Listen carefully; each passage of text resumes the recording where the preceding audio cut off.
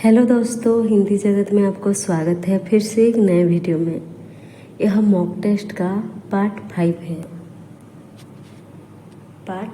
है।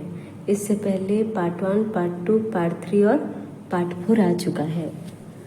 तो चलिए शुरू करते हैं। इसमें कुल 130 प्रश्न हैं। सबसे पहला है अपठित गद्यांश, जिसको कि हम गद्यांश को पढ़ेंगे और उसके नीचे कुछ प्रश्न दिया हुआ होगा, उस प्रश्न को करेंगे। तो चलिए शुरू करते हैं। तो सबसे पहले प्रश्न को पढ़ लेते हैं। तुलसी ने ग्लानि वश अपने को क्या कहते थे? तुलसी ने ग्लानि वश अपने को क्या कहते थे?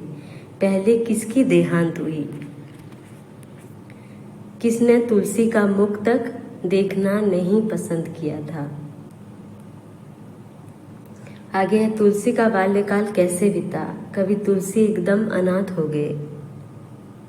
कब तुलसी एकदम अनाथ होगी? तो चलिए इस पद को पढ़ते हैं, गद्यांश को पढ़ते हैं।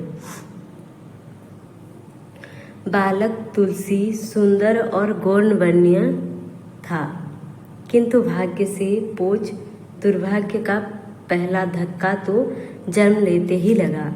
जबकि अशुभ समय में और विचित्र रूप में जन्म लेने वाले इस नवजात शिशु को माता ने दशमी की रात को अपनी चुनिया नामक दासी को सौंप दिया और स्वयं चल बसी। 5.5 वर्ष का होते होते बालक ने अपने पिता को भी खो दिया, जिसने अंधविश्वास और पत्नी मृत्यु का मूल कारण पुत्र को मानते हुए बालक का मुख तक देखना पसंद नहीं किया था। चुनिया दासी ने ही बालक को पाला। बालक के 6ठे वर्ष में लगते लगते उसकी भी मृत्यु हो गई और बालक तुलसी एकदम अनाथ होकर रह गए। स्वयं को ग्लानिवश कुटिन कीट तक कहने वाली तुलसी का बाल्यकाल मांगते खाते ही बीता। तो सबसे पहला प्रश्न क्या है? तुलसी ने ग्लानिवश अपने को क्या कहते थे? तो इसका जो अंतिम 2 लाइन है, उसमें अंतिम लाइन में है कि स्वयं को ग्लानिवश कुटिन कीट तक कहने वाले तुलसी का बाल्यकाल मांगते खाते ही बीता। तो इसका सही उत्तर क्या हुआ? तुलसी ने ग्लानिवश अपने को क्या कहते थे? कुटिन कीट, ग्लानिवंत, भाग्य से पोच या डी अनाथ। तो इसका सही उत्तर है ऑप्शन नंबर ए, कुटिन कीट। आगे है पहले किसकी देहांत हुई? ए पिता की, बी चुनिया दासी की, सी तुलसी की या डी तुलसी की माँ। तो इसका सही उत्तर क्या है? ऑप्शन नंबर डी, तुलसी की माँ। तुलसी की माँ की मृत्यु हो गई। देखिए यहाँ पर है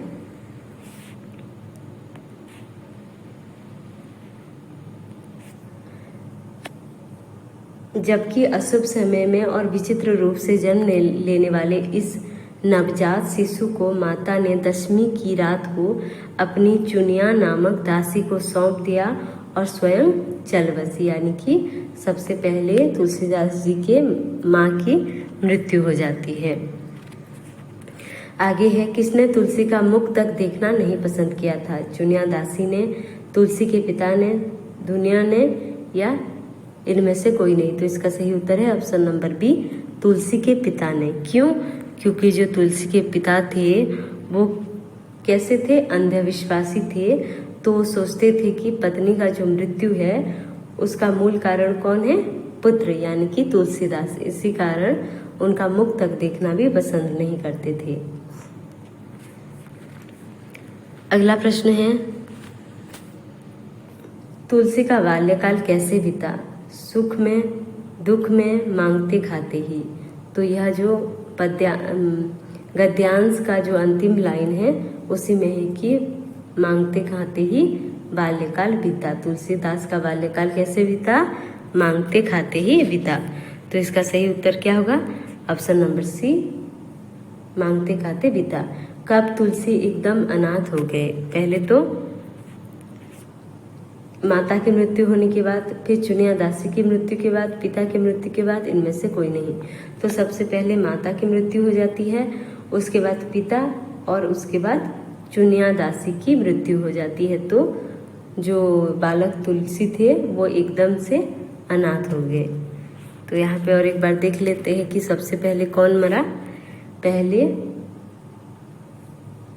माँ चल बसी, उसके बाद क्या हुआ,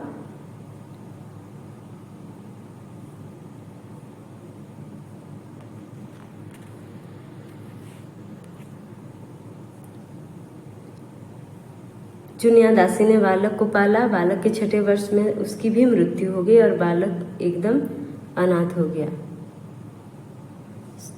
उसके पिताजी का शायद नहीं दिया है। तो पहले जो है माता, और उसके बाद चुनिया दासी की मृत्यु के बाद क्या हो जाता है, कवि तुलसी अनाथ हो जाते हैं। पहले मृत्यु, माता की मृत्यु, उसके बाद दासी की मृत्यु के बाद। अभी है पद्यांश। पद्यांश को पहले से, उसके प्रश्न को पहले पढ़ लेते हैं। गहरे कजरारे बादल बरसे धरती पर। यहाँ कजरारे का अर्थ क्या है। अगला है, कवि ने मिट्टी के नीचे क्या दबा दिए। ये मिट्टी है, मिट्टी के नीचे क्या दबा दिए। कवि क्या भूल गया। कवि ने कहा मणिमणिक बांध दिए। एक दिन आंगन में क्या कर रहे थे। तो चलिए अब इस पद्यांश को समझ लेते हैं। गहरे कजरारे बादल बरसे धरती पर, मैंने कौतूहलवश आंगन के कोने की गोली बह को यूं ही उंगली से सहलाकर, बीच सेम के दबे हुए मिट्टी के नीचे भूखे अंचल मणिमणिक बांध दिए हो।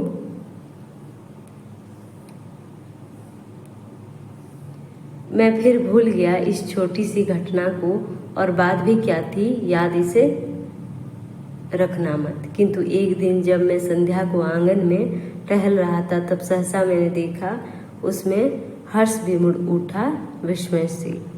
तो सबसे पहला प्रश्न क्या है, गहरे कजरारे बादल बरसे धरती पर। यहाँ पर जो कजरारे हैं वो काले काले, पानी से पूर्ण, सफेद, या इनमें से कोई नहीं। तो गहरे कजरारे, कजरारे यानी कि काले काले बादल। कभी मिट्टी के नीचे क्या दबा दिए। सेम के बीच उंगली, इनमें से कोई नहीं। तो चलिए आगे देखते हैं। जो कवि हैं वो बीज सेम के दबा दिए मिट्टी के नीचे। बीज, जो सेम के बीज होते हैं उसको मिट्टी के नीचे दबा देते हैं। तो इसका सही उत्तर क्या होगा, सेम के बीज। अगला प्रश्न है, कवि क्या भूल गया। बारिश को, मणिमाणिक को, इनमें इस छोटी घटना को, कौतूहल को। तो चलिए देखते हैं कि कवि क्या भूल गए। मैं फिर भूल गया इस छोटी सी घटना को। क्या भूल गए, इस छोटी सी घटना को भूल गए। तो इसका सही उत्तर क्या होगा, कवि क्या भूल गए, छोटी सी घटना को। कवि ने कहा मणिमाणिक बांध दिए। भू अंचल में, गहरी में, पॉकेट में, पेटिका में। तो इसका सही उत्तर क्या होगा, चलिए देखते हैं। जो कवि है भू के अंचल में माणिक बांध दिए। तो इसका सही उत्तर क्या होगा, भू के अंचल। यहाँ पे ऑप्शन में भी है, भू के अंचल में मणिमाणिक बांध दिए। कवि एक दिन आंगन में क्या कर रहे थे, बैठे थे, सो रहे थे, टहल रहे थे, खड़े थे। तो इसका सही उत्तर है ऑप्शन नंबर सी, टहल रहे थे। टहल रहा था तब सहसा मैंने जो देखा, उससे हर्ष विमुड़ हो उठा मैं विस्मय से। अभी है 11वां प्रश्न। बनाम लड़कर्जन निबंध के अनुसार भारतवासियों के हृदय में किसकी मूर्ति है। जो भारतवासियों के हृदय में किसकी मूर्ति है, Lord Curzon, Lord Ripon, Shiv Shambhu Sharma, या डी इनमें से कोई नहीं। तो इसका सही उत्तर है option number B, Lord Ripon. बनाम लॉर्ड कर्जन निबंध के अनुसार भारतवासियों के हृदय में लॉर्ड रिपन की मूर्ति है। अगला प्रश्न है, निम्नलिखित में कौन सा विधान कोप का है? दुख, दंड, खुशी, इनमें से कोई नहीं। तो कौन सा विधान कोप का है? तो इसका सही उत्तर है ऑप्शन नंबर बी, दंड। दंड जो है वह कोप का विधान है। अगला प्रश्न है, अशोक के फूल निबंध के अनुसार मनोजन्मा देवता ने किस पर बाण फेंका था? बुद्ध, शिव, कंदर्प या रविंद्रनाथ? तो इसका सही उत्तर क्या होगा? ऑप्शन नंबर बी, शिव पर बाण फेंका था। जब शिव पर बाण फेंका था तो जो रत्नमय धनुष थे वो धरती पर टूटकर गिर गया। तो जो रत्नमय धनुष जो था वो अलग अलग हिस्से अलग अलग जगह पर टूटकर गिरी और फूल बन गया। तो जो धनुष का जो मुठ था वह गिरकर क्या बन गया? चंपा बन गया। मुठ जो था वह चंपा बन गया।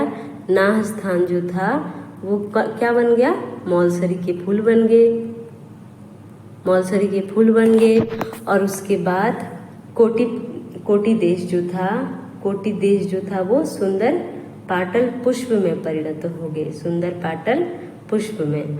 और उसके बाद मध्य देश जो है, मध्य देश चमेली के फूल में परिणत हो गए। चमेली के फूल में।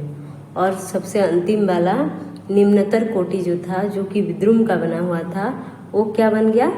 बेला। तो इसका सही उत्तर क्या होगा? अशोक के फूल निबंध के अनुसार मनोजन्मा देवता ने किस पर बाण फेंका था? ऑप्शन नंबर बी, शिव पर। अगला प्रश्न है, किसने रजिस्टर देकर बताया कि भोलाराम नाम था उसका जबलपुर शहर में धम्मपुर मोहल्ले में नाले के किनारे एक 1.5 कमरे में वह परिवार समेत रहता था? किसने रजिस्टर देखकर बताया कि भोलाराम नाम था जबलपुर शहर और धम्मपुर मोहल्ले? वो कौन से मोहल्ले में रहता था? धम्मपुर। और नाले के किनारे एक 1.5 कमरे में वह परिवार समेत रहता था। कौन? भोलाराम। तो यह किसने कहा? नारद, चित्रगुप्त, यमराज और डी भोलाराम। तो इसका सही उत्तर है ऑप्शन नंबर सी, चित्रगुप्त। अगला प्रश्न है, कर्मभूमि उपन्यास के अनुसार पठानीन की पोती कौन थी? सकीना, सरीना, मुन्नी, नैना? तो इसका सही उत्तर है option number A, Sakina. Sakina जो थी वो पठानीन की पोती थी और अमरकांत सकीना के प्रति आकर्षित था। अगला प्रश्न है, मनुष्य परतंत्र है, परिस्थितियों का दास है, लक्ष्यहीन है। यह कथन किसका है? मनुष्य परतंत्र है, परिस्थितियों का दास है, लक्ष्यहीन है। यह चित्रलेखा उपन्यास का एक कथन है जो कि विजयगुप्त के द्वारा कहा गया है। जो मनुष्य होता है वो परतंत्र होता है, परिस्थिति जो करवाती है वो करता है। यानी कि मनुष्य जो होता है वो परिस्थितियों का दास होता है, लक्ष्यहीन है।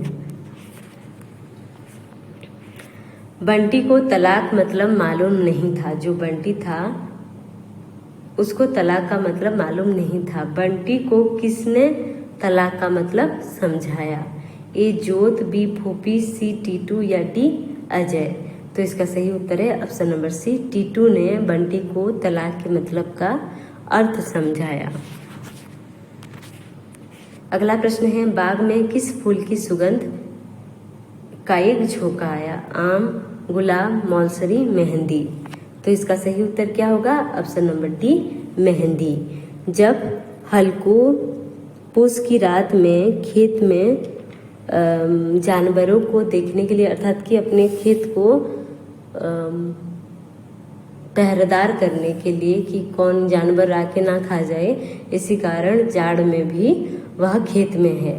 किसके साथ? अपना कुत्ता जबरा के साथ। तो जब बहुत ज़्यादा ठंड लगती है तो जो हल्कू है वो एक हाथ में उपला और अरहर का झाड़ू लेकर आम के बाग की तरफ चलता है। कौन से बाग? आम के बाग की तरफ चलता है। वहाँ पे पत्ते जो है बटोरता है और वहाँ पे आग लगा के आग सेकता है। तो उसी बाग में मेहंदी का एक जो झोंका आता है। अगला प्रश्न है, कौन बाजार में लकड़ियाँ बेचने के लिए जाता है? माधव, घिसू, बुधिया। माधव और घिसू। तो इसका सही उत्तर क्या होगा? Option number B, घिसू। घिसू जो है वो पेड़ पर माधव, इसका क्या उत्तर है? माधव। घिसू क्या करता था? पेड़ पर चढ़कर लकड़ियाँ तोड़ता था। लकड़ियाँ तोड़ता था। कौन? घिसू पेड़ पर चढ़ जाता था, लकड़ियाँ तोड़ता था, और माधव जो है वो बाजार में लेकर जाकर बेचता था। अगला प्रश्न है, छी कुमारी के सोए हुए सौंदर्य पर दृष्टिपात करने वाले धृष्ट तुम कौन हो? छी कुमारी के सोए हुए सौंदर्य पर दृष्टिपात करने वाले धृष्ट तुम कौन हो? यह किसने अरुण को कहा? मंत्री, राजा, कोकिल, इनमें से कोई नहीं। तो इसका सही उत्तर है ऑप्शन नंबर सी, कोकिल। कोकिल बोल उठी कि छी कुमारी के सोए हुए सौंदर्य पर दृष्टिपात करने वाला धृष्ट तुम कौन हो? जब कृषि महोत्सव के बाद मधुलिका मधु वृक्ष के नीचे आकर सो जाती है, और उसके बाद जो कुछ देर के बाद अरुण आता है उधर से और कुमारी के सौंदर्य को दृष्टिपात कर रहा होता है, उसी समय कोकिल बोल उठता है कि कोई सोए हुए सौंदर्य पर दृष्टिपात करने वाले धृष्ट तुम कौन हो? अगला है, आकाशदीप में चंपा का पिता क्या काम करते थे? शिक्षक, श्रमिक, प्रहरी, इनमें से कोई नहीं। तो चंपा, आकाशदीप कहानी की जो नायिका है चंपा, चंपा के पिता क्या काम करते थे? प्रहरी का काम करते थे। कहाँ पर? मणिभद्र के यहाँ। मणिभद्र जो कि खलनायक है, मणिभद्र के यहाँ चंपा के पिता प्रहरी का काम करते थे। और जो मणिभद्र थे वो बंदी बना लेते हैं। किसको? चंपा और बुधगुप्त को। बुधगुप्त और चंपा दोनों को बंदी बना लिया होता है। तो जो बुधगुप्त होता है वो साहसी, वीर साहसी युवक होता है, वो नायक है, कहानी का नायक है, और चंपा जो है नायिका। बुधगुप्त स्वयं को और चंपा को छुड़ा करके चले जाते हैं। अगला प्रश्न है, तत्सत कहानी के अनुसार वन को किसके साथ तुलना किया गया है? जानवर, मनुष्य, समुद्र, भगवान। तो तत्सत कहानी में जो वन है, वन को किसके साथ तुलना किया गया है? जानवर, मनुष्य, समुद्र, भगवान। तो इसका सही उत्तर क्या होगा? आप लोग कमेंट बॉक्स में जरूर लिखें। अगला प्रश्न है, प्रायश्चित कहानी में सोने की बिल्ली दान करने के बाद कितने दिन पाठ करने के लिए पंडित परम सुख जी कहते हैं? यानी कि जो पंडित था वो कितने दिन तक पाठ करवाने के लिए कहता है? ए 5 दिन, 20 दिन, 21 दिन, या डी 17 दिन। तो इसका सही उत्तर है ऑप्शन नंबर सी, 21 दिन पाठ करने के लिए कहता है। अगला प्रश्न है, गर्मियों के दिन कहानी में कौन साइन बोर्ड लगाकर कंपाउंडर से डॉक्टर बन गया था? सैयद अली, रामचरण, सुखदेव बाबू, या वैद जी। तो इसका सही उत्तर है ऑप्शन नंबर सी, सुखदेव बाबू। सुखदेव बाबू साइन बोर्ड लगा करके कंपाउंडर से डॉक्टर बन गए थे।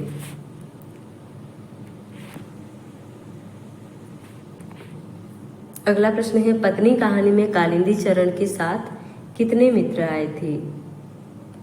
2, 3, 4, इनमें से कोई नहीं। तो इसका सही उत्तर है ऑप्शन नंबर बी, 3 मित्र आए थे। किसके साथ? कालिंदी चरण, जो कि सुनंदा का पति कालिंदी चरण अपने 3 मित्रों के साथ घर पर आते हैं, और वो तीनों किस विषय में बात कर रहे थे? देश के उद्धार के विषय में। अगला प्रश्न है, वापसी कहानी के अनुसार गजाधर बाबू को कहाँ नौकरी मिल गई थी? अंतिम में कहाँ नौकरी मिल गई थी? दवाखाने, रामजी मल, राममोहन, इनमें से कोई नहीं। तो इसका सही उत्तर है ऑप्शन नंबर बी, सेठ रामजी मल चीनी मिल में गजाधर बाबू को नौकरी मिल जाती है। गजाधर बाबू जब रिटायर लेते हैं तो वे सोचते हैं कि कुछ दिन अपने परिवार, इतने वर्ष तो बिना परिवार के व्यतीत किए हैं, तो इसी कारण वे चाहते हैं कि परिवार में वे कुछ समय बिताएं। लेकिन जब वे अपने परिवार में पहुंचते हैं तो उनकी जो जितने भी बातें वो कहते हैं तो दखलंदाजी की तरह लोगों को लगता है। तो इस बात पर जो है गजाधर बाबू रामजी मल के चीनी मिल में काम करने के लिए चले जाते हैं। अगला प्रश्न है, चंद्रगुप्त नाटक में चंद्रगुप्त समझकर षड्यंत्रकारी किसकी हत्या कर डालते हैं? चाणक्य, अलका, सुवासिनी, मालविका। तो इसका सही उत्तर है ऑप्शन नंबर डी, मालविका। जो चाणक्य है वो मालविका से कहता है कि तुम जाओ, मालविका को, कि मालविका तुम चंद्रगुप्त के लिए अलग शयन कक्ष का इंतजाम कर लो और तुम चंद्रगुप्त के वेश धारण करके उसी के ही शयन कक्ष में सो जाओ। तो जो षड्यंत्रकारी आते हैं तो चंद्रगुप्त समझकर मालविका की हत्या कर डालते हैं। अगला प्रश्न है, मनुष्य शंकर के पिताजी को मुरारी लाल ने कैसे हत्या कर डाली? भांग पिलाकर, नाव से नदी में ठेल दिया, सी ए और बी दोनों, या डी इनमें से कोई नहीं। तो जो मुरारी लाल यानी कि डिप्टी कलेक्टर थे, उनकी उम्र कितनी थी? लगभग 40 वर्ष। वे डिप्टी कलेक्टर थे और मनुष्य शंकर कौन था? उनके मुरारी लाल के दोस्त का बेटा। तो कैसे मार देते हैं उनके पिताजी को? किस प्रकार से हत्या कर डालते हैं? भांग पिलाकर और नाव से नदी में ठेल देते हैं। पहले तो भांग पिला देते हैं और उसके बाद नदी में ठेल देते हैं। कितने हजार रुपए के लिए? 8,000 रुपए की। 8,000 रुपए के लिए ये काम कर लेते हैं और उसी पैसे से एक मोटर कार और एक गांव में एक बंगला बनवाते हैं। अगला प्रश्न है, मल्लिका अपने हाथों से क्या बनाई थी कालिदास को देने के लिए? स्याही, कोरे पृष्ठ, सी ए और बी दोनों, डी इनमें से कोई नहीं। तो इसका सही उत्तर है ऑप्शन नंबर बी, कोरे पृष्ठ, जो कि कालिदास के लिए अपने हाथों से बनाई थी, अपने हाथों से सी थी, जिससे कि इसमें कालिदास अपना सबसे बड़ा महाकाव्य लिख सके। इसी कारण मल्लिका कालिदास के लिए कोरे पृष्ठ रखी थी।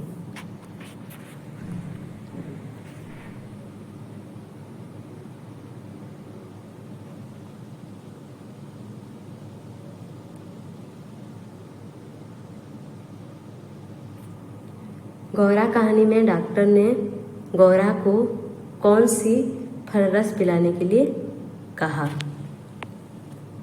अंगूर, सेब, अनार, इनमें से कोई नहीं। तो गौरा कहानी में जो गौरा होता है उसको क्या होता है? सुई खिला देते हैं। सुई खिला दी गई होती है। इसी कारण जो डॉक्टर साहब है वो कहते हैं कि सेब का रस पिलाया जाए।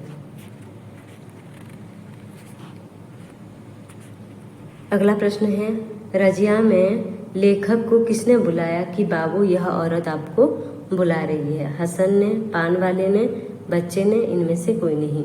तो इसका सही उत्तर है ऑप्शन नंबर सी, बच्चे ने लेखक को बुलाया और कहा कि बाबू वह औरत आपको बुला रही है। उस समय लेखक कहाँ पर थे? पान वाले के दुकान पर थे, पान खा रहे थे। अगला प्रश्न है, अष्टावक्र को दस्त शुरू होने पर किसने अस्पताल में फोन किया? ऑप्शन नंबर ए, कुल्फी वाला, सी बी नर्स, सी खजांची, डी इनमें से कोई नहीं। तो इसका सही उत्तर क्या है? ऑप्शन नंबर सी, खजांची।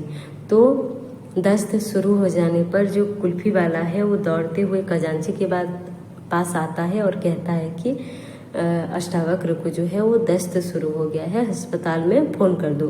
तो खजांची भी उसके बाद फ़ोन कर देता है। गौरा रेखाचित्र के अनुसार गाय करुणा का कविता है। गाय करुणा की कविता है, यह किसने कहा है?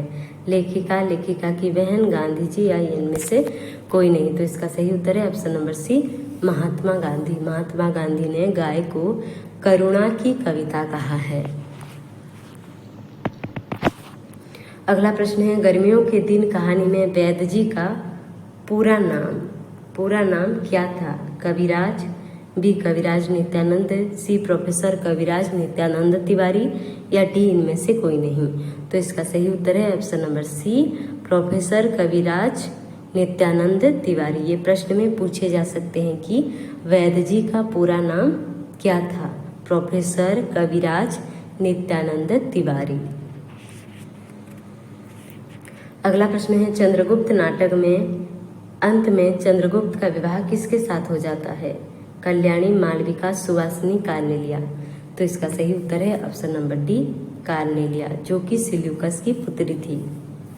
कल्याणी तो आत्महत्या कर लेती है और मालविका जो है उसको षड्यंत्रकारी चंद्रगुप्त समझकर उसकी हत्या कर डालती है और सुवासिनी जो है वो राक्षस की प्रेयसी है। अगला प्रश्न है, शकुन का दूसरा विवाह किसके साथ होता है? वकील चाचा, अजय, डॉक्टर जोशी या इनमें से कोई नहीं। तो इसका सही उत्तर है option number C, doctor Joshi के साथ शकुन का यानी कि बंटी की माँ का डॉक्टर जोशी के साथ द्वितीय विवाह होता है और अजय के साथ पहला विवाह। और वकील चाचा कौन थे? अजय और शकुन के वकील थे। अगला है, चैत्रा शुक्ला अष्टमी को संतान कामिनी स्त्रियां अशोक के कितने पत्तों का भक्षण करती हैं? जो चैत्र शुक्ला अष्टमी होती है उसी व्रत में संतान कामिनी जो स्त्रियां हैं वो अशोक के कितने पत्तों का भक्षण करती थी? 8, 7, 10, 12। तो इसका सही उत्तर है ऑप्शन नंबर ए, 8 पत्तियों का भक्षण करती थी। अगला प्रश्न है, नैना का विवाह किसके साथ होता है? ए मनीराम, बी धनीराम, सी गुदड़ चौधरी, डी सुमेर चौधरी। तो इसका सही उत्तर है option number A, Maniram. Maniram के साथ नैना का विवाह हो जाता है और नैना को कौन गोली मार देता है? मनीराम, यानी कि उसके पति। आगे है, निम्नलिखित में से कौन कबीरदास का पालन पोषण किया है? ब्राह्मण दंपति, जुलाह दंपति, हिंदू दंपति, इनमें से कोई नहीं। तो इसका सही उत्तर है ऑप्शन नंबर बी, जुलाह दंपति। नाम क्या था? नीरू और नीमा। 2 जुलाह दंपति ने कबीरदास जी का पालन पोषण किया था। अगला प्रश्न है, कबीरदास जी के दोहे के अनुसार मनुष्य किस तरह छिप जाता है? पानी, बुलबुले, ज्यों तारा प्रभात या डी इनमें से कोई नहीं। तो इसका सही उत्तर क्या होगा? ऑप्शन नंबर सी, ज्यों तारा प्रभात। जिस प्रकार आकाश में तारे प्रभात होने पर यानी सुबह होने पर जिस प्रकार तारे छुप जाते हैं उसी तरह भी मनुष्य का भी जीवन छिप जाता है।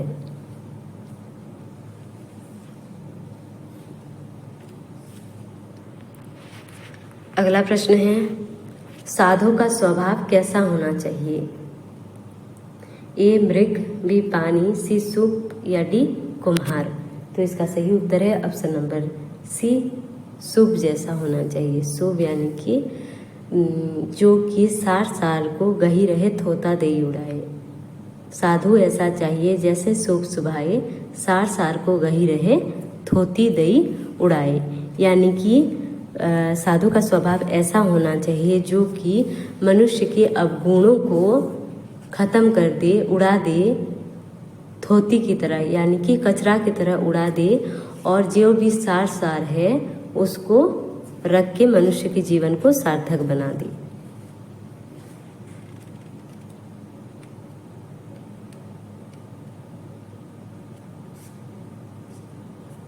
अगला प्रश्न है, क्या माँ ठगने वाली है? सॉरी, यहाँ पे कौन माँ ठगने वाली है? संसार, माया, कमला, हीरा। तो माया जो है वो महाठगने वाली है। अगला प्रश्न है, चतुर राधा की शरीर की परछाई पड़ने पर कृष्ण जी का श्याम वर्ण कैसा हो जाता है? हरा, पीला, सफेद, काला। तो इसका सही उत्तर क्या होगा? ऑप्शन नंबर ए, हरा। मेरी भवबाधा हरो राधा नागरी सोई, जा तन की छाई परे श्यामो हरिद्युति होई। यानी कि राधा जी के परछाई पड़ने पर कृष्ण जी श्याम बन के हो जा श्याम बन के कृष्ण जो है वो हरे रंग का हो जाते हैं।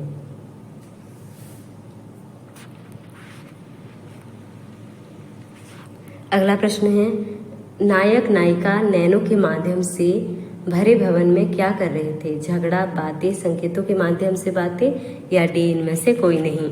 तो जो नायक नायिका हैं वो भरे भवन में वो क्या कर रहे हैं? संकेतों के माध्यम से बातें कर रहे हैं।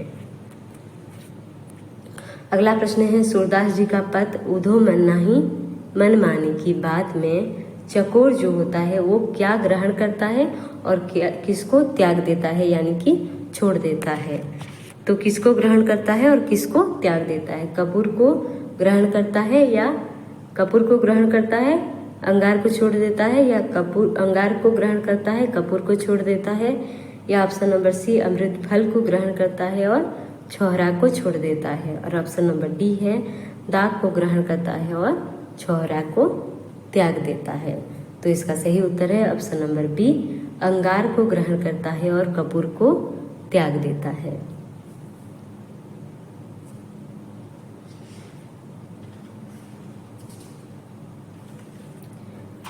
अगला प्रश्न है,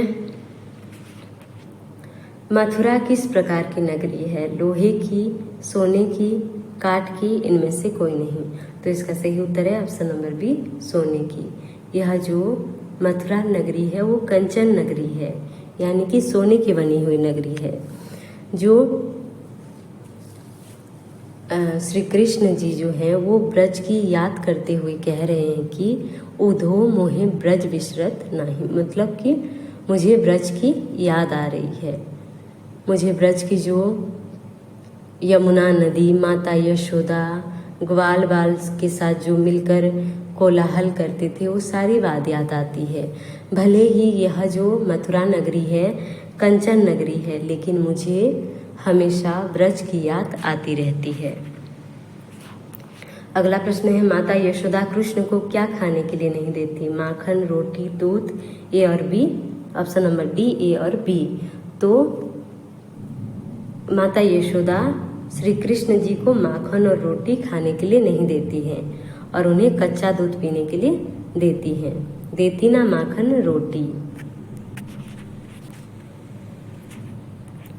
सूरदास जी का पद मैया मैं नहीं माखन खायो, मैया मैं नहीं माखन खायो के अनुसार कृष्ण के मुख पर किसने माखन लगा लिया था? ए यशोदा ने, बी गोपियों ने, सी सखा यानी कि ग्वाल बाल ने, या डी नंद बाबा ने? तो इसका सही उत्तर है ऑप्शन नंबर सी, सखा यानी कि ग्वाल बालों ने। मैया मैं नहीं माखन खायो, ख्याल पर ये सखा सभी, मेली मेरी मुख लपटायो। यानी कि जो सखा हैं उन्होंने ही मेरे मुख पर माखन लगा दिया है। जुगनू कविता के अनुसार गरज कर घटाएं क्या कहती है? प्रलय होगा, उजाला नहीं होगा, तूफान आएगा, इनमें से कोई नहीं। तो जुगनू कविता के जो अनुसार गरज कहकर घटाए जो क्या कहती है? उजाला नहीं होगा, फिर जो है उजाला नहीं होगा। किस बंधन में पढ़कर समझ खो जाती है? विवाह, प्रेम, ए और बी? डी इनमें से कोई नहीं।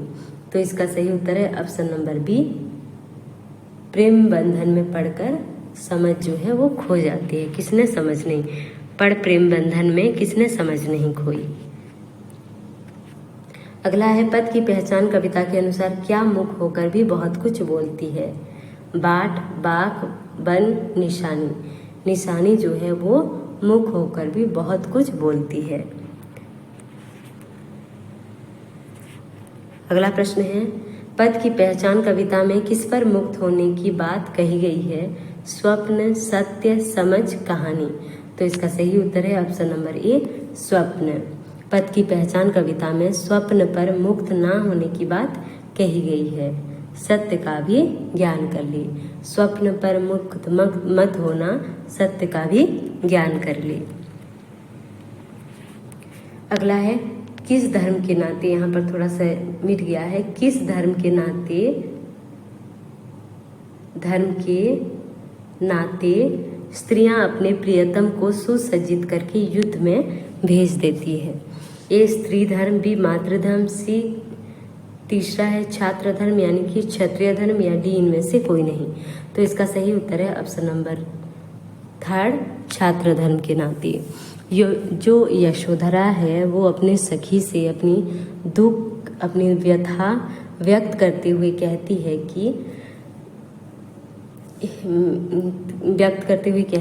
कि जो हम क्षत्रिय स्त्रियां जो हैं वो क्या करते हैं, अपने प्रियतम को, जो कि अपने प्राणों के पण से अपने प्रियतम को खुद हम क्या करते हैं, युद्ध भूमि में भेज देती हैं। उसी क्षण ही भेज देती हैं, थोड़ा सा भी विलंब नहीं करते हैं। अगला प्रश्न है यशोधरा सिद्धार्थ के लिए क्या कामना कर रही है। जन के दुख से दुखी ना होने की, अपूर्व लाए कुछ अपूर्व लाने की, कुछ अनुपम लाने की, या ये सभी। तो इसका सही उत्तर है ऑप्शन नंबर डी, ये सभी।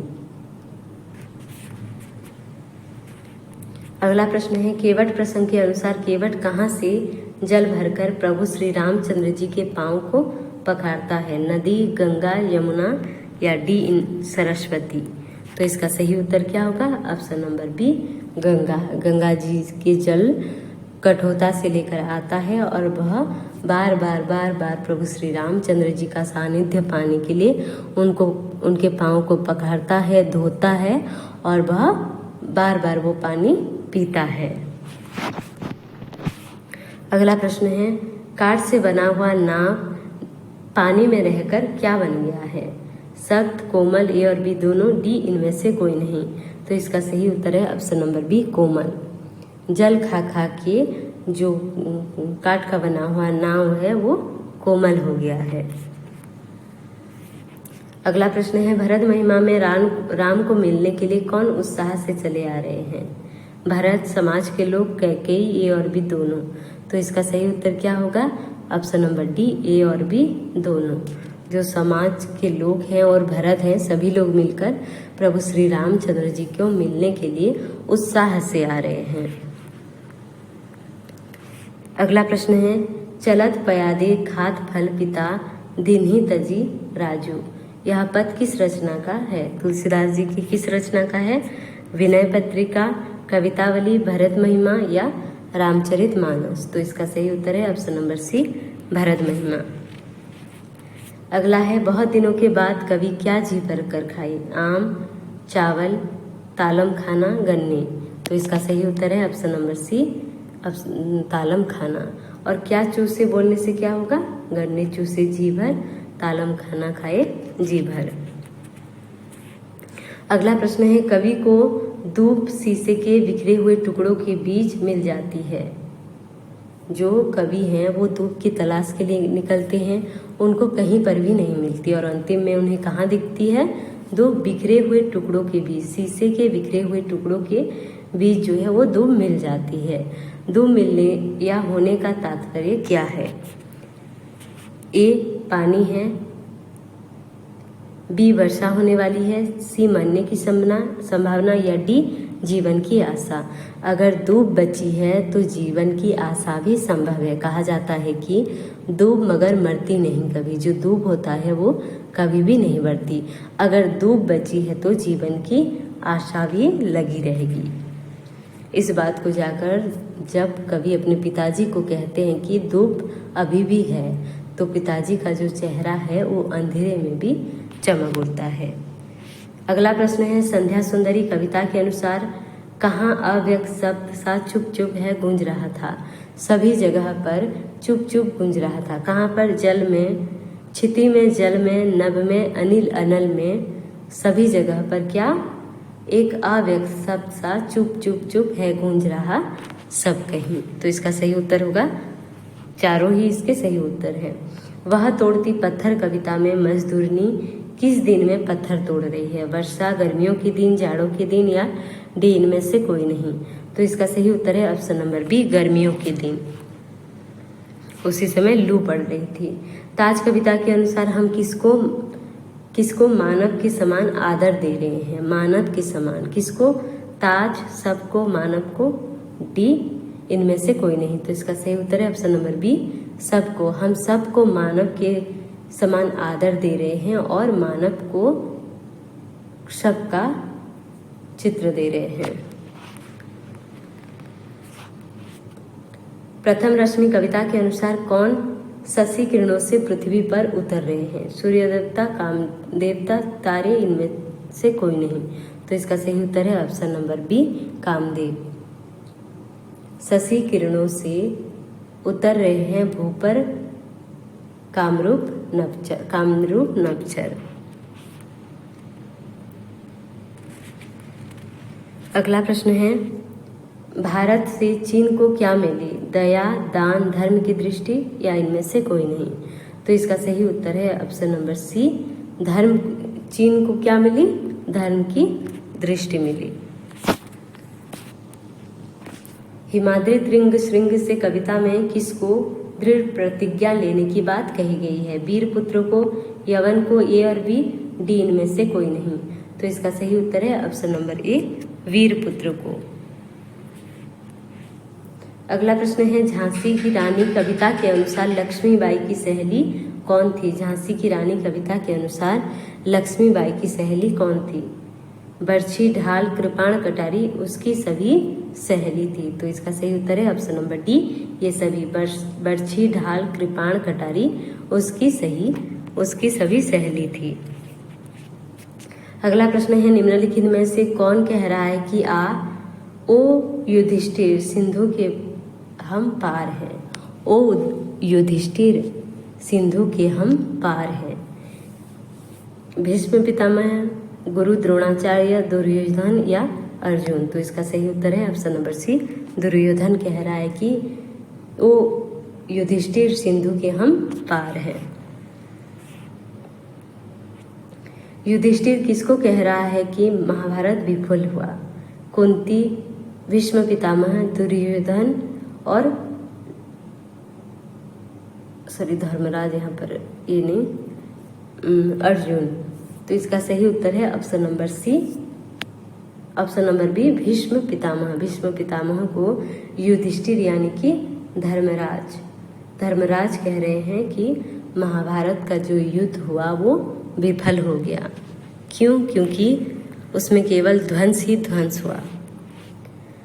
गृह कार्य किस सोपान के अंतर्गत आता है? पुनरावृत्ति, प्रयोग, प्रस्तुतिकरण, प्रस्तावना। तो गृह कार्य जो है वो प्रयोग सोपान में, यानी कि जो 5वां सोपान है, यानी कि अंतिम सोपान में गृह कार्य दिया जाता है। अगला प्रश्न है, पाठ योजना का मतलब क्या है? सही प्रश्न पूछना, बी बर्तनी ज्ञान वृद्धि करना, सी पाठ पढ़ाने के लिए प्रस्तुति करना, डी भाषाई कौशलों को जानना। तो इसका सही उत्तर है ऑप्शन नंबर सी, पाठ पढ़ाने के लिए प्रस्तुत करना। पाठ योजना का मतलब क्या है? पाठ पढ़ाने के लिए पहले पूर्व प्रस्तुति जो करते हैं वो। अगला प्रश्न है, अनुवाचन करते समय यदि छात्रों के उच्चारण दोष हो तो अध्यापक क्या करे? अध्यापक दोष को टाल दे, ध्यान ना दे, दोषों का परिमार्जन करे या डी इनमें से कोई नहीं।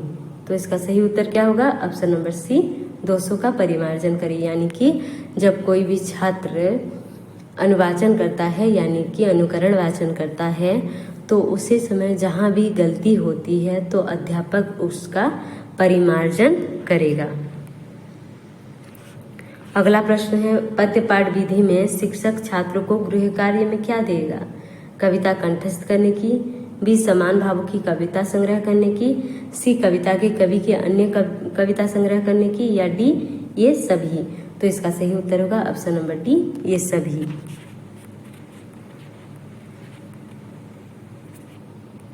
अगला प्रश्न है व्याकरण पाठ को पढ़ाने के लिए कितनी विधि चाहिए? 1, 2, 3, 4। तो इसका सही उत्तर है 2 विधि। क्या क्या? आगमन और निगमन। निगमन यानी कि नियम से उदाहरण की ओर और आगमन यानी कि उदाहरण से नियम की ओर।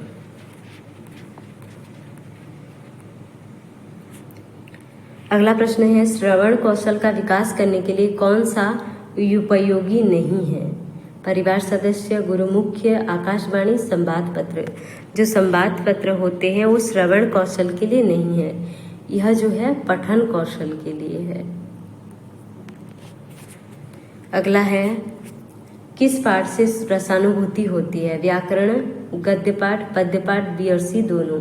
तो इसका सही उत्तर है ऑप्शन नंबर सी, पद्य पाठ। रसानुभूति केवल पद्य पाठ से ही होती है। अगला प्रश्न है काठिन्य निवारण किस में किया जाता है? प्रस्तावना में, प्रस्तुतिकरण में, उद्देश्य कथन में, इनमें से कोई नहीं। तो इसका सही उत्तर है ऑप्शन नंबर बी, प्रस्तुतिकरण में। प्रस्तावना में तो प्रस्तावनात्मक प्रश्न पूछे जाते हैं, उद्देश्य कथन में जो विषय पर प्रवेश करते हैं। अगला प्रश्न है व्याकरण पाठ के समय प्रस्तावना में कैसे प्रश्न पूछे जाएंगे?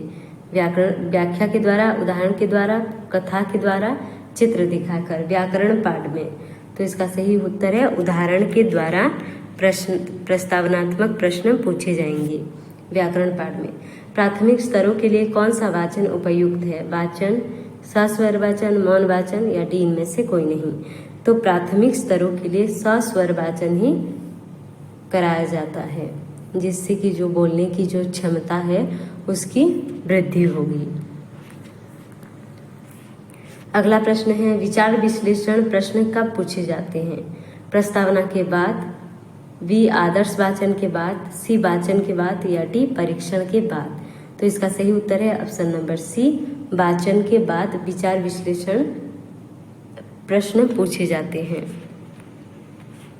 भाववत प्रश्न किस प्रकार की होती है? सरल, कठिन, ए और बी दोनों या डी इनमें से कोई नहीं।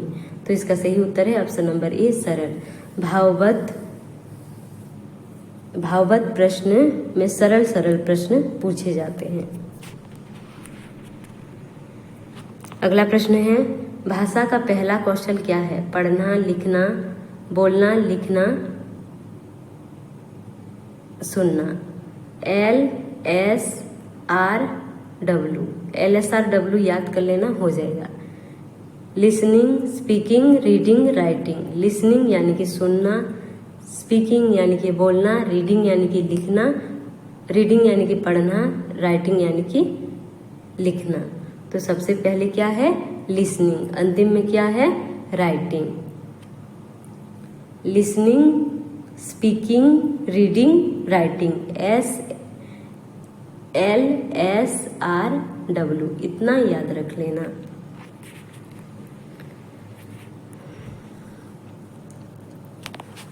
अगला है उद्देश्य कथन में क्या करते हैं? प्रश्न पूछे जाते हैं, काठिन्य निवारण करते हैं, विषय में प्रवेश करते हैं या डी इनमें से कोई नहीं। तो इसका सही उत्तर है ऑप्शन नंबर सी, विषय में प्रवेश करते हैं।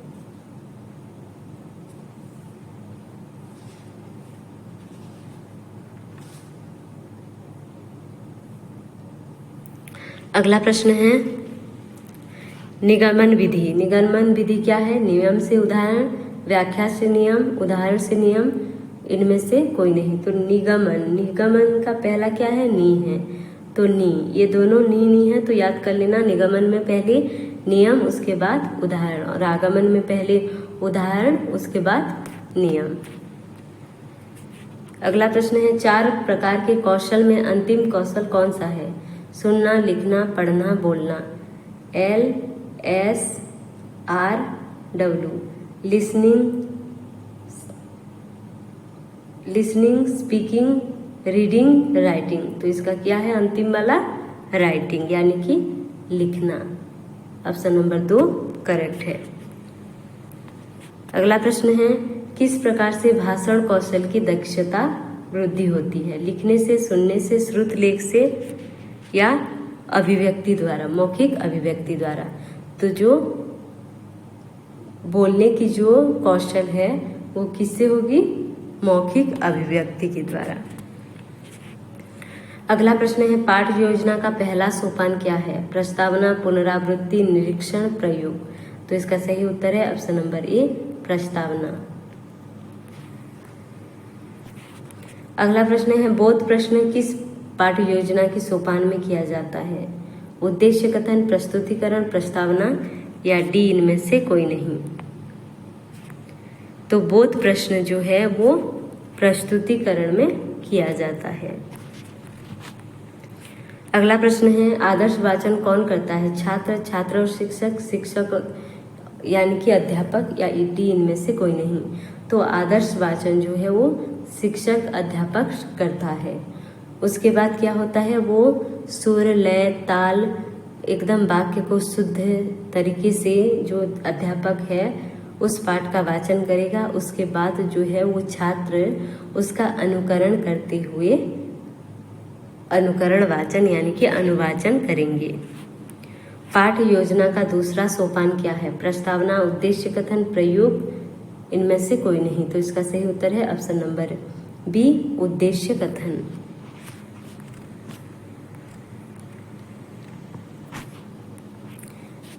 आगे है भाषा की सबसे छोटी इकाई है शब्द, व्यंजन, स्वर, वर्ण। तो भाषा की सबसे छोटी इकाई है वर्ण।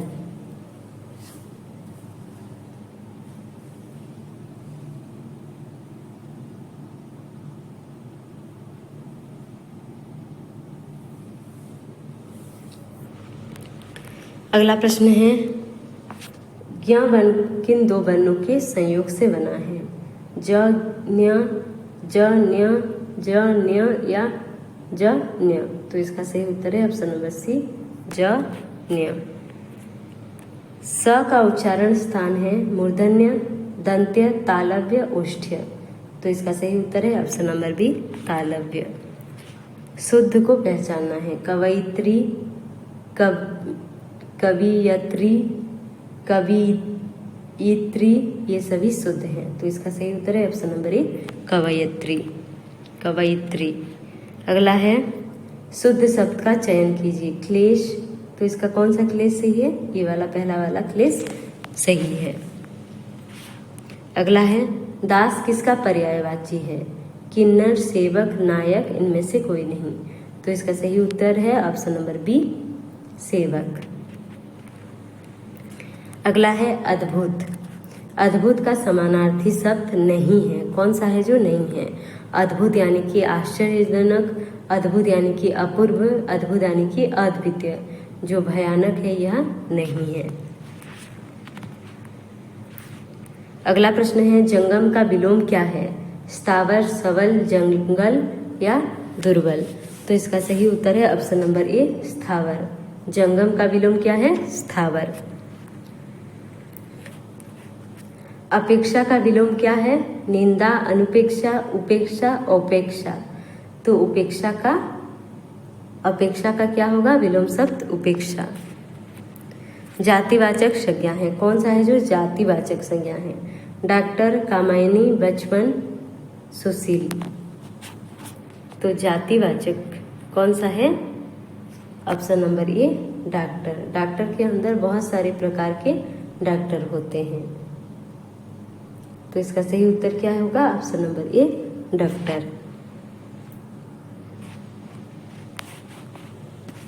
अगला है शत्रुता शब्द है भाववाचक, जातिवाचक, गुणवाचक, समूहवाचक। तो जो शत्रुता शब्द है वो गुणवाचक है।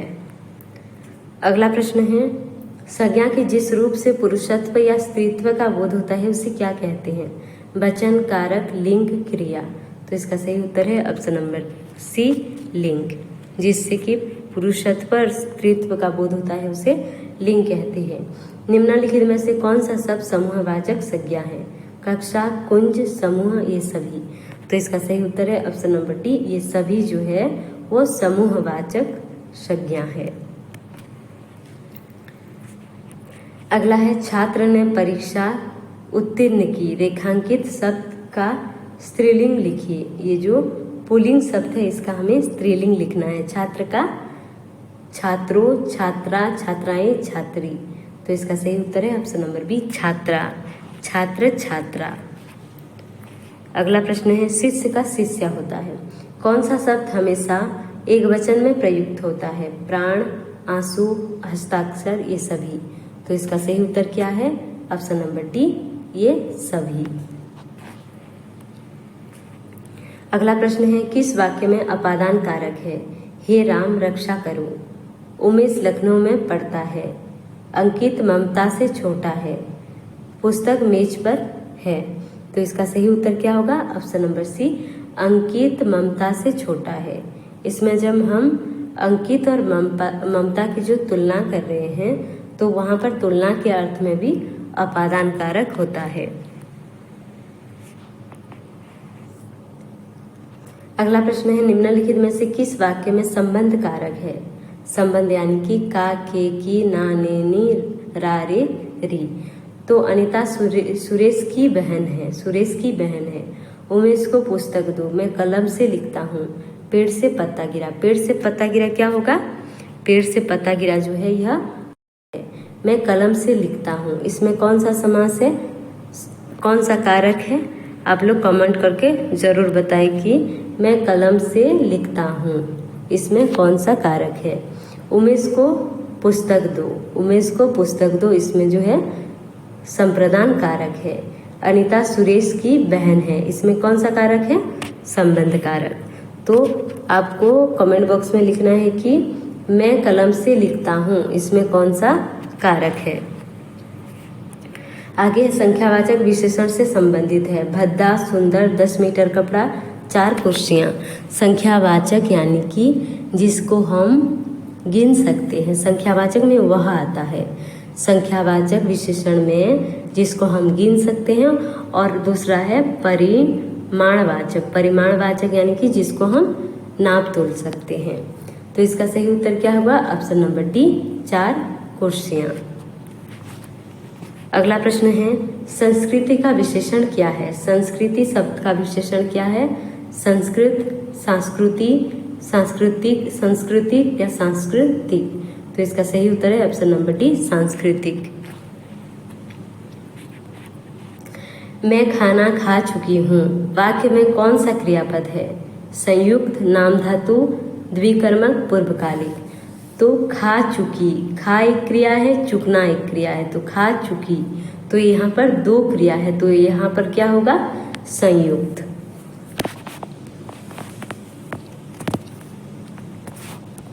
अगला प्रश्न है, करना शब्द से कौन सा प्रेरणार्थक बनेगा? करना शब्द से कौन सा प्रेरणार्थक क्रिया बनेगा? करवाना, किया जाना, करता है और करवाया। तो इसका सही उत्तर है ऑप्शन नंबर ए, करवाना। करना शब्द का प्रेरणार्थक रूप क्या है? करवाना। तुम आओ तो मैं जाऊं वाक्य में कौन सा काल है? हेतु हेतु मध्भूत, संभाव्य वर्तमान, हेतु हेतु मध्य भविष्यत या डी इनमें से कोई नहीं। तुम आओ तो मैं जाऊं, तो इसका सही उत्तर क्या होगा? आप लोग कमेंट बॉक्स में जरूर लिखिए, तुम आओ तो मैं जाऊं।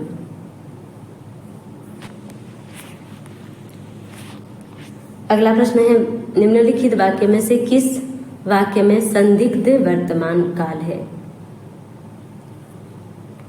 ए शिशु खेल रहा है, बी मैं रोज पढ़ता हूँ, सी छात्र अभी पढ़ रहे होंगे, डी माधवी आती होगी।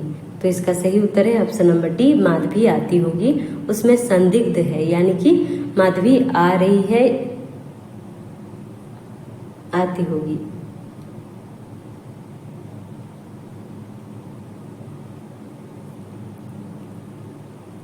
निम्नलिखित वाक्य में से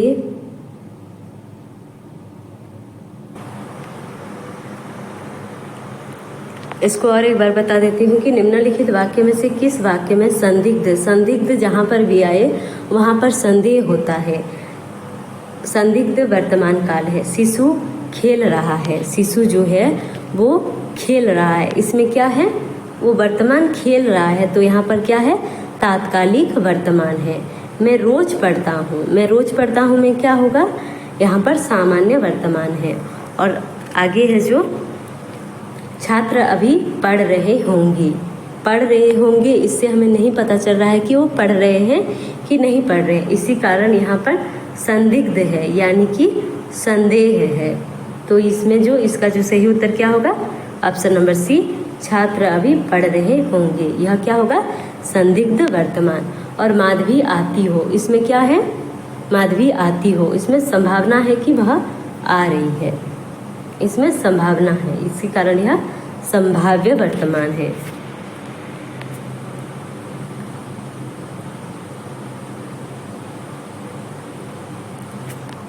अत्यंत में कौन सा उपसर्ग है, ए अ, बी अति, सी अंत या डी अ।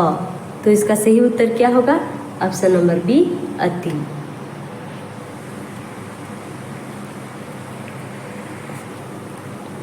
अगला प्रश्न है, प्रत्यय लगाए जाते हैं शब्द के आदि में, मध्य में, अंत में, इनमें से कोई नहीं। तो आदि में जो लगाए जाते हैं उसे कहते हैं उपसर्ग, और जो अंत में लगाए जाते हैं उसे कहते हैं प्रत्यय।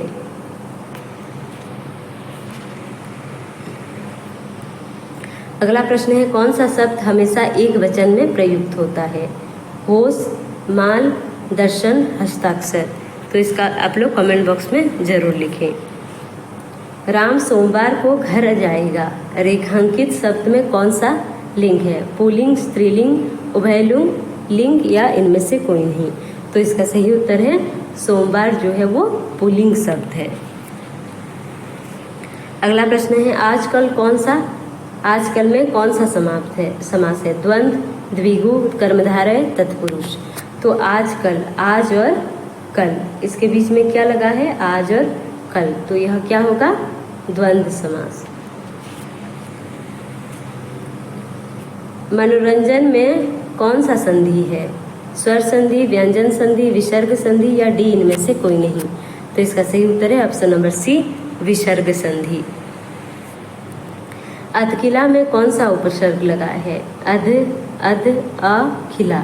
तो इसका सही उत्तर है ऑप्शन नंबर ए, अध। अधपका, अधखिला, अधमरा। बनिया शब्द का स्त्रीलिंग क्या होगा, बनी, बनियाई, बनियाइन या डी इनमें से कोई नहीं। तो इसका सही उत्तर है ऑप्शन नंबर सी, बनियाइन। बनिया का क्या है, बनियाइन। अगला प्रश्न है, लता शब्द का बहुवचन क्या होगा, ए लते, लताएं, लताई, लताओं। तो लता शब्द का बहुवचन होगा लताएं। अगला प्रश्न है, खरी खोटी सुनाना का अर्थ क्या है, बुद्धि भ्रष्ट होना, हानि पहुंचाना, भला बुरा कहना, पसंद करना। तो इसका सही उत्तर है ऑप्शन नंबर सी, भला बुरा कहना। खरी खोटी सुनाना यानी कि भला बुरा कहना। अगला प्रश्न है, दूर की ढोल सुहावने का अर्थ है, दूर की वस्तु अच्छी लगती है, ढोल का स्वर अच्छा है, ढोल बजता है या डी इनमें से कोई नहीं। तो इसका सही उत्तर है ऑप्शन नंबर ए, दूर की वस्तु अच्छी लगती है। उसने कहा कि मैं निर्दोष हूँ, उसने कहा कि मैं निर्दोष हूँ, इस वाक्य को सरल वाक्य में लिखना है। सबसे पहले तो जान लेते हैं कि यह जो वाक्य है किस में है, सरल में है, संयुक्त में है कि मिश्र में है।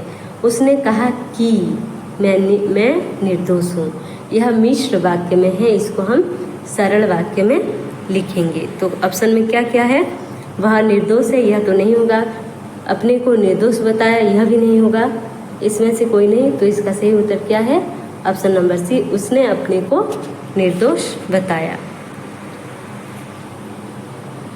आगे है,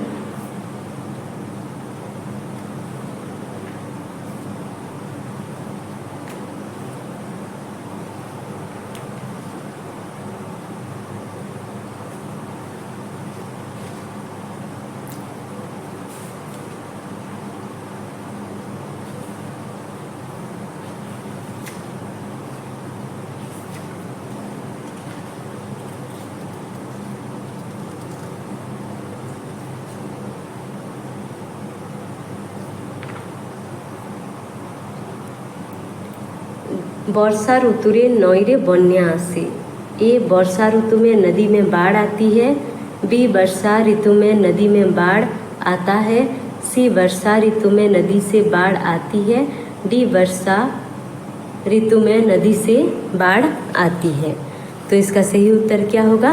ऑप्शन नंबर ए, वर्षा ऋतु में नदी में बाढ़ आती है। वर्षा ऋतु में नदी में बाढ़ आती है। अगला प्रश्न है, अहंकार सर्वनाशर कारण अटे। घमंड सर्वनाश के कारण है, घमंड सर्वनाश के कारण है, घमंड सर्वनाश के कारण है, घमंड सर्वनाश का कारण है। तो इसका सही उत्तर क्या होगा? ऑप्शन नंबर डी, घमंड सर्वनाश का कारण है। अगला प्रश्न है, कृषकर उन्नति रे देशर उन्नति। कृषक का उन्नति में देश का उन्नति है, कृषक की उन्नति में देश की उन्नति है, कृषक की उन्नति में देश की उन्नति है, कृषक की उन्नति में देश की उन्नति है। तो इसका सही उत्तर क्या होगा? ऑप्शन नंबर डी, कृषक की उन्नति में देश की उन्नति है। उन्नति है नहीं होगा, कृषक की है यहाँ पर, यह भी गलत होगा। कृषक का, यह भी गलत है।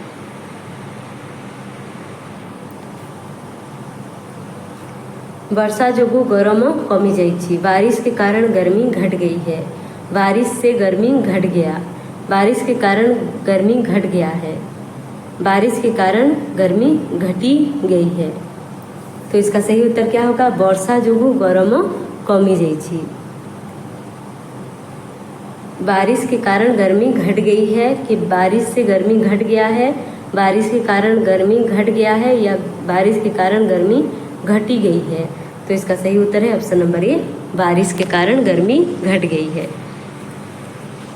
अंतिम प्रश्न और 130 प्रश्न है, मुँह ताको अनुरोध कली। मैं उनसे अनुरोध किया, मैं उनको अनुरोध किया, मैंने उनसे अनुरोध किया, मैंने उनको अनुरोध की। तो इसका सही उत्तर क्या होगा? ऑप्शन नंबर सी, मैंने उनसे अनुरोध किया। मैंने उनसे अनुरोध किया, मुँह ताको अनुरोध कली। और यह अंतिम प्रश्न था। अंत तक बने रहने के लिए धन्यवाद। चैनल में नए हैं तो चैनल को सब्सक्राइब करें, लाइक करें, कमेंट करें और अपने दोस्तों के साथ शेयर करें। मिलते हैं अगले वीडियो में।